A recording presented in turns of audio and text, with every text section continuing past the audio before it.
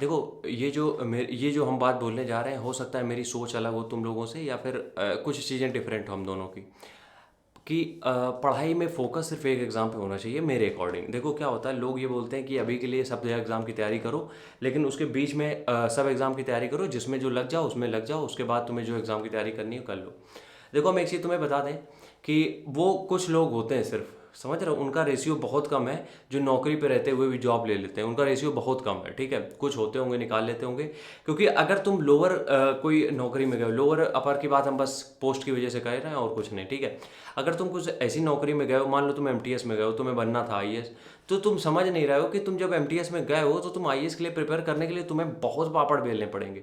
वो कहने को लोग डायलॉग मार देते हैं कि कोचिंग के साथ वो जॉब के साथ हमने तैयारी करी, लेकिन जॉब के साथ मेरे हिसाब से तैयारी करना बहुत मुश्किल है, खासकर बड़े एग्जाम की। क्योंकि अगर तुम किसी छोटी वैकेंसी के लिए गए हो तो जरूरी थोड़ा ना कि तुम अब एमटीएस से गए हो तो ये थोड़ा नहीं कि तुम कांस्टेबल की वैकेंसी के लिए तुम अप्लाई कर दोगे, नहीं करोगे।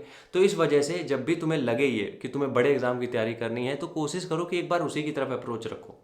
अगर तुम्हारा दिमाग में हमेशा से चलता है कि बड़ा एग्जाम निकालना है, बड़ा एग्जाम, तो शुरुआत से जो तुम्हारी अप्रोच होनी चाहिए वो बड़े एग्जाम के लिए ही होनी चाहिए।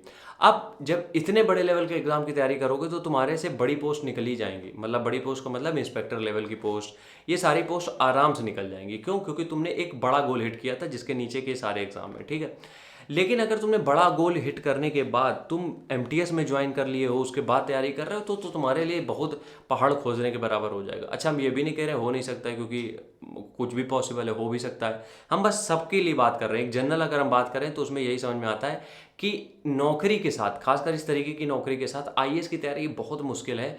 कुछ लोगों ने जिन्होंने करी उनको नमन है भैया, सत सत नमन है, बिल्कुल ठीक है।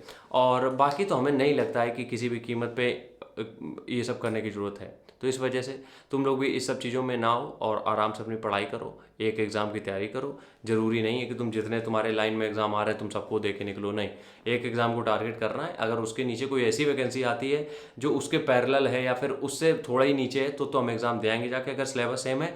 वरना हम अपनी फील्ड बदल के दूसरे एग्ज़ाम की तैयारी नहीं करेंगे, ये माइंडसेट होना चाहिए, ठीक है। राम राम, जय हिंद।